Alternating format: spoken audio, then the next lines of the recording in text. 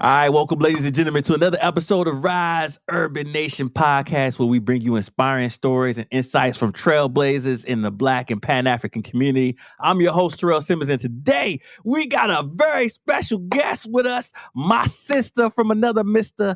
Vanessa Green. Vanessa is the co-founder and the CEO of Call BlackLine. And then went that BlackLine bling. You know, I'm gonna hit the song and everything, but he not like us. This BlackLine is not like that. It's the real deal Holyfield. It's an organization dedicated to providing immediate crisis counseling and promoting social justice through an unapologetic Black and LGBTQ and Black feminine. Did I say it right? Did I put the emphasis right? Let's go Black femme. Just go Black femme. Black All femme. right, I don't want to mess it up. Nope. Lens, Vanessa, welcome to the show. How are you, sis? I'm good. I'm so excited to be here. I've been wanting to come on for a minute, so I'm finally on your show, and I'm so excited. Hey, I'm excited too. I almost was going to start straight into the clowning and joking, but I was like, let me try to get through as much of the serious parts so the people know before we get into that. But you know what I was just thinking before we jump into the episode? I know you from New York. I'm from New York. I'm upper state, Rochester. What part of New York again? I was born and raised in Rockland County, and then I moved my kids up to Orange County, New York. If anybody know Orange County, New York, it's a good old boys network. But lived in Spanish Harlem for a while with my auntie. Yeah. So I'm like a New Yorker at heart, even though I'm somewhere else now. Yeah, we both on the West Coast now, but we always got that East Coast in us. And I realized that your last name is, I don't know why it's just dawned to me. Your last name is Green. So my family's last name is Green. So my granddad, Samuel Green, my mom's name was a Green until she remarried. And so we got a lot of Green. The Greens family and my family lineage is in Rochester, New York, and in South Carolina. Are we, I don't know where the rest of the Greens are located, but I'm trying to figure out, are we related somehow?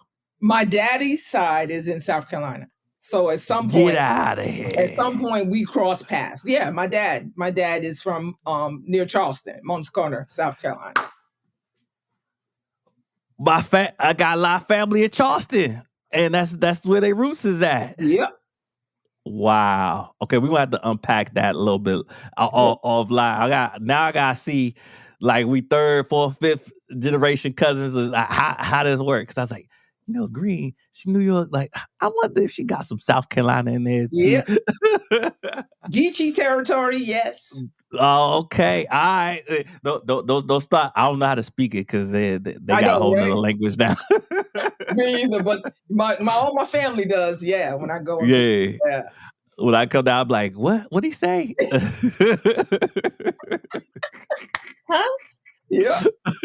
So yeah, somewhere down the line, we related. Yeah, of course. Yeah. All right. So we're gonna unpack that. So Vanessa, let's start talking about your journey. Can you share a little bit about your background and what led you to co-found Call BlackLine?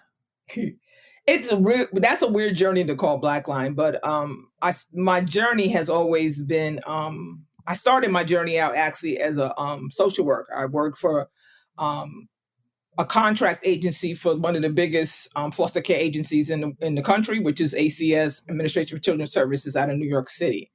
And so I was a caseworker for many, many years. And the organization that I worked for closed, right? When David Dinkins was in, he was about reunification, but when Giuliani, and he's not my favorite person, when Giuliani took over, he did a lot of cuts. And so our organization wound up closing.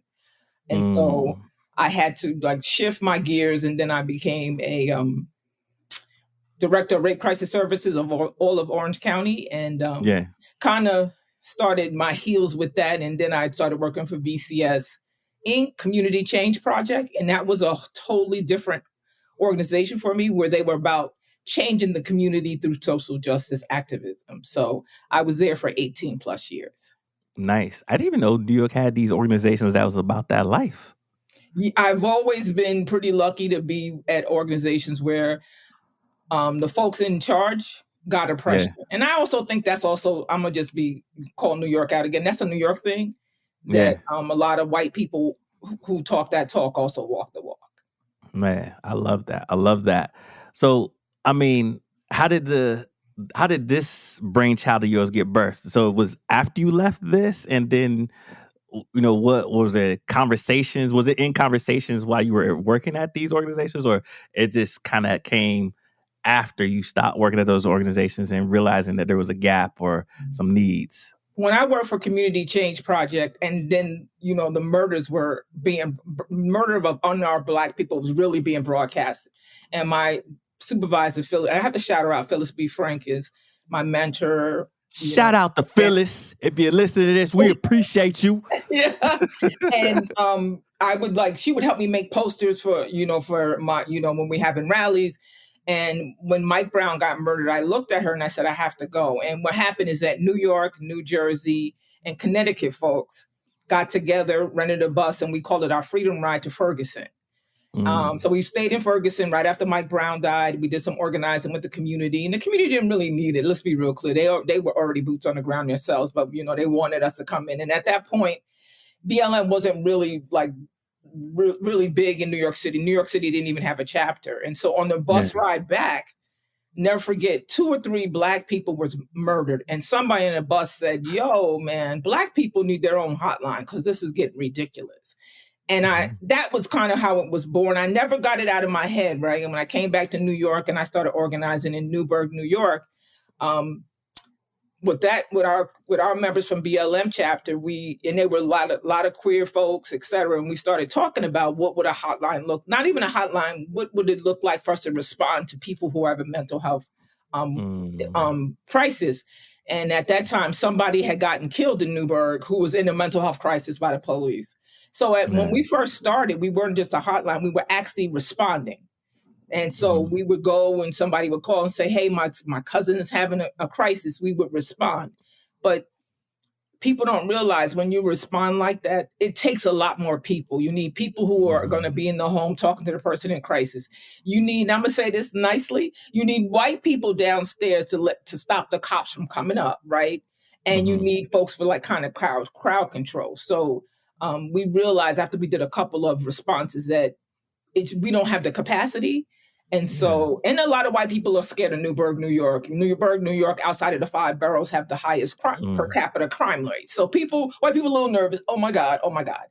So we decided to somebody said, Vanessa, let's just make it a hotline only, national hotline. And well, first it was just New York. And then they said, let's spread it to the whole country. And so that's how it became, is that I didn't even was like, oh, I'm gonna just do a hotline. That was never on my mind. When I got back to New York and started talking to the members, the chapter members, they were more so like, let's do something.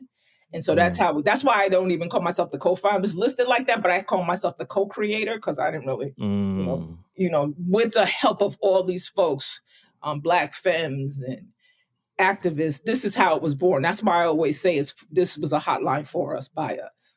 Yeah, for us, by us. Shout out to FUBU. And give me that early wave of just co-creating it with all these different individuals. Who were some of the since you're saying co-founder, some of the first initial people that was really part of the birthing of the idea, and what did they help contribute in that process with co-creating with you? I love that. So I still have my staunch crew. They still with me. Jay Kelly, she's a Haitian healer. Jay is still with me in upstate New York right now. Tanya Connor is in Las Vegas. She was also from New York, but she was from Yonkers. So she created 100 Sisters. But those are my 2 people that have been with me from the very beginning, still with me. And Tanya right now is in Las Vegas working with survivor sex workers in Las Vegas. And so those are 2 of the people. But then there was Jasmine, and I never get her last name right, but in Radical Dharma, there's a chapter in Radical Dharma written by her. Ray Liner, I want to shout these folks out because these were some of the folks. Gabe Berlin. These are some of the folks where we sat around the table to make sure the curriculum was queer affirming to make sure that people's voices were heard. And we also had Cynthia Gilkison, who was a activist in Newburgh, who got people together to even talk about what would it look like, how would it, how should it be? Because I didn't want to we just didn't want to be the person like BLM, we make it all the rules. That's not how we wanted. We wanted that the people have input. So it's really like people would say, no, you shouldn't charge. No, you shouldn't do this. It should be able to do this. So from the community, and me always a community organizer, I was just like, yeah, let's get the community involved in this. So it was, I always say it was a community of Newburgh. Like that's how we came to be. You brought out all of Newburgh, and I this is what I always loved about you, how you bring in community, you pull people in. And I know sometimes because we both East Coast, and as you as a New Yorker, when we bring something up, people think you calling them out. Nah, baby, we pulling you in. Yep. We ain't calling you out, we pulling you in. And so if it's a spade, it's a spade. I gotta call it a spade. But that's not to cause any harm to you. I'm trying to let you know, and I come in and we can be a part of the solution together. Yes. And co-create this thing. So that's what I've always appreciated about you. You always keep it real in that way. And shout out to those first, folks who are part of this. You know what? I was just thinking, like, I came across a funny thing. I came across 100 Sisters in another initiative I saw. You had to tell her to reach out to me. I'm trying to get her on the pod too. So, hook that up so we get. I want to talk about her stuff she's doing too, because she's doing some good stuff. Yes. Yes. I'm thinking about starting an initiative like this, like the BlackLine must have come with its share of challenges. What were some of the significant hurdles you faced, and how did you overcome them? So as I tell people, we put the cart before the horse, right? We just started this hotline, no cash. Let's be real clear, very minimal cash. And when you talk to Tanya gonna say the same thing. Even if we didn't have money, this hotline would still be going, right? Yeah. Some of the challenges is because of, if you Google it, for some reason BLM comes up. So really? Some of the challenges that they better give you a cut, like okay. Or Google somebody algorithm messed up. Like, look, somebody algorithm messed up. BLM, if you're listening, could you help a sister out? At least make a donation, something. Right? Give some resources. We over here helping y'all out. So we get, if you look at it, we get thousands of calls, right? And a lot of them are BLM. But what happens is that when that happens, and I'm going to say a thing in the United States about white supremacy and racism, when something happens or white people feel like they need to spoof, they call this number. And then, we have the N-word song. They sing the N-word song. We get cursed out. And it's like, y'all have just called a crisis line, and you're tying up the line. Like, they don't even understand what that does, right? It goes, and then another thing, y'all got that much time to be calling BLM to curse them out is just silly. So, what happens is it's hard to keep volunteers, right? Because we don't pay, because we don't have a big budget. And I've trained people, and I've had people call me like within a week going, I didn't think it would be this bad. I can't do it. So we tend to lose people because people relate to us as BLM and they feel like spewing their hate. So it's a lot for people to navigate, we no longer 24 hours because we just don't have the capacity, because we've lost people. We lost people during the pandemic because, people passed, right? People don't realize that some of our volunteers passed.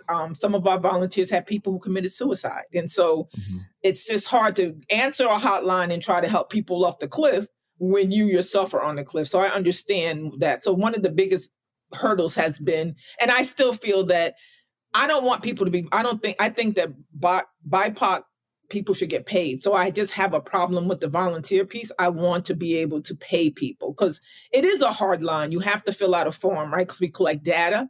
And so they should get paid. But at this point, we don't have it. So most people who have stuck with us because they feel like it's the right line. But when we, I have clinicians who will send people to us for internship, which is good, but we don't have as much volunteers or people to answer the line as we need. That's been one of the hardest things.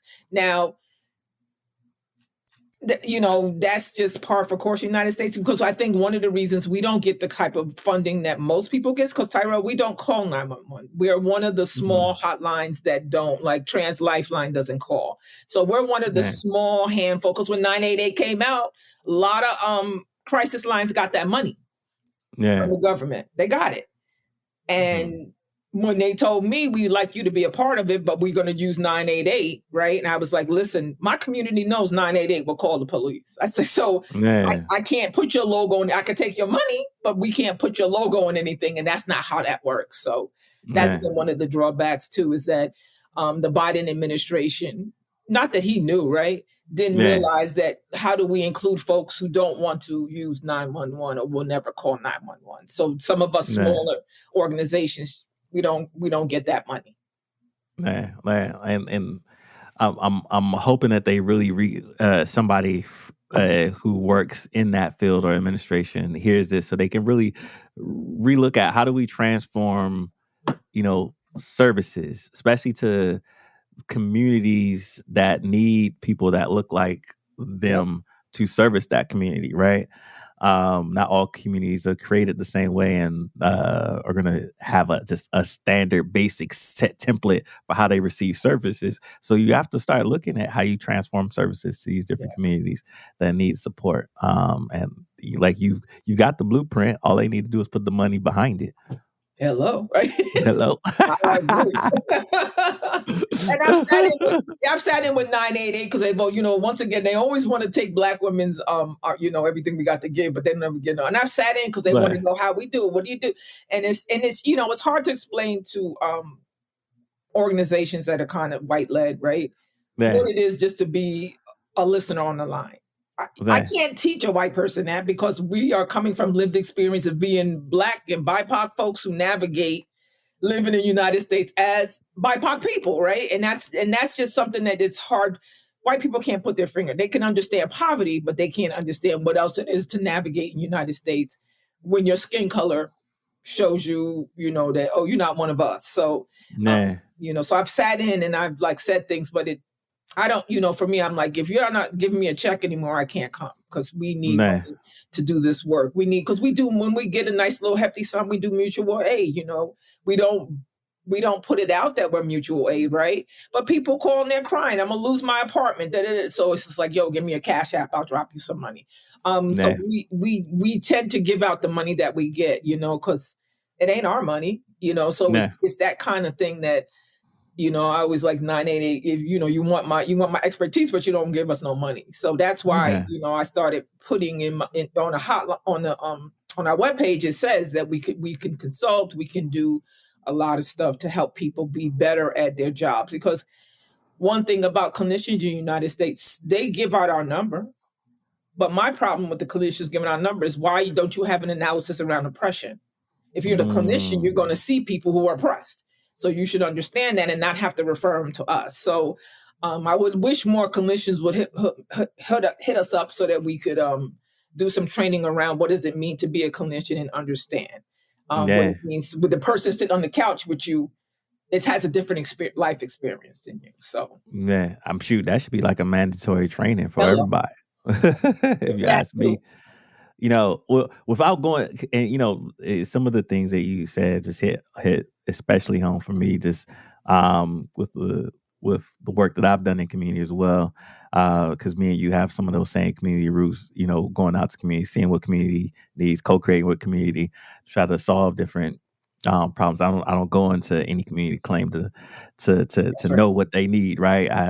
Our community, you tell me where I need to be at, tell me what you need, and then let's see what we can do to get those resources to you. And I think that's why, the resources that you often offer are so vast, from the dropping the Cash App to somebody who's in crisis at that time to maybe getting mental health support. You never know what that community member is going to need until you actually talk to them. And then it's like, all right, what resource can we pull to kind of help support this person without going into I guess breaking any protocols, HIPAA, all that good stuff.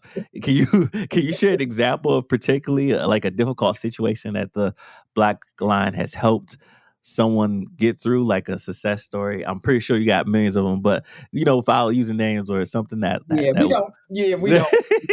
So it's anonymous as AF. We, one of my success I always tell is there was a woman who was 9 months pregnant, and she Right. called me, and we don't get a lot of suicide because we really don't have to be suicide. Yeah. Folks. I could talk somebody off a cliff, but you know what I'm saying? There's other avenues for them. Yeah, right. But there was a woman, she was pregnant, and she said she had been hot, and I want to put this out in the ethos.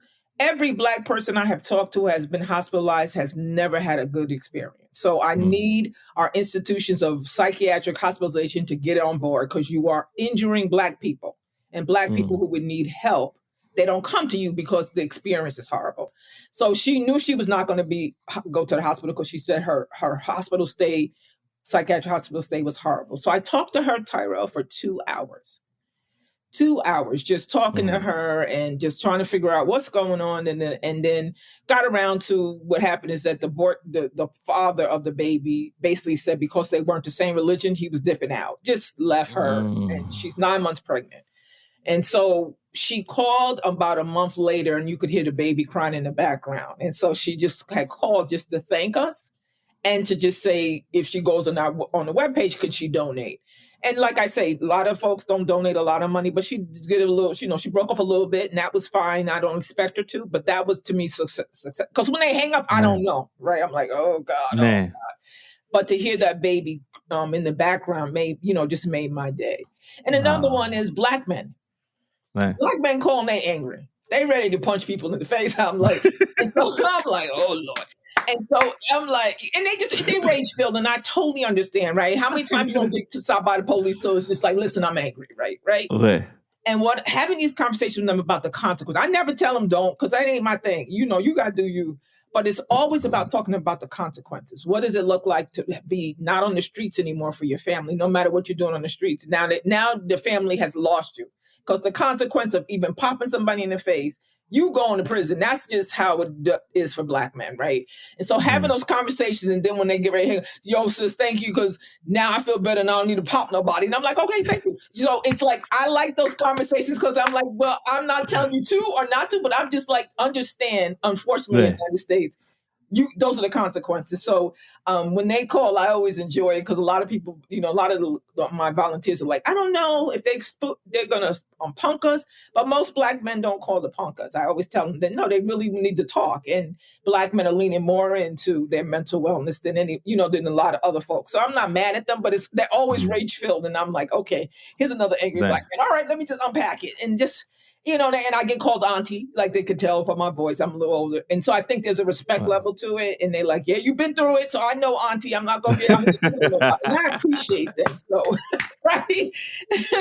I appreciate them when they do pick up the phone, because I know it's hard for them to call. I know it is. Like, both of those are just beautiful success stories. Anytime you can keep a Black man from going to jail is a success story to me. It's funny. I was just having this conversation with this has been a constant conversation and a theme for the past 2 weeks with Black men and Black women, talking about how Black men don't have many safe spaces to have these conversations when they get in distress, or when they're stressed out, or when they angry, because society, especially in the U.S., has built these environments where as a Black man, you have to man up, you have to be so protected in your own community, or somebody's going to use this against you to punk you. Like, if your own homeboys, like, they will clown on you, like, oh man, you soft, you like, man up, blah blah blah. And even with your own significant other, if they don't have their emotional well-being in check, then you're vulnerable with them, and they use that later against you. That's going to cause you as a man to feel like, okay, I got to keep this in. And it's only so much we as, any human being can keep in before we ultimately going to lose or snap, or if we don't have any outlets. So I'm happy that there's another alternative for us to do that. and that more Black men are getting that thing they need. Like, I mean, do you feel the same way that, you know, like this society is not conditioned? I mean, I know it's like that for Black women too, but just we're on the conversation of the Black men. That's what I'm kind of leaning into.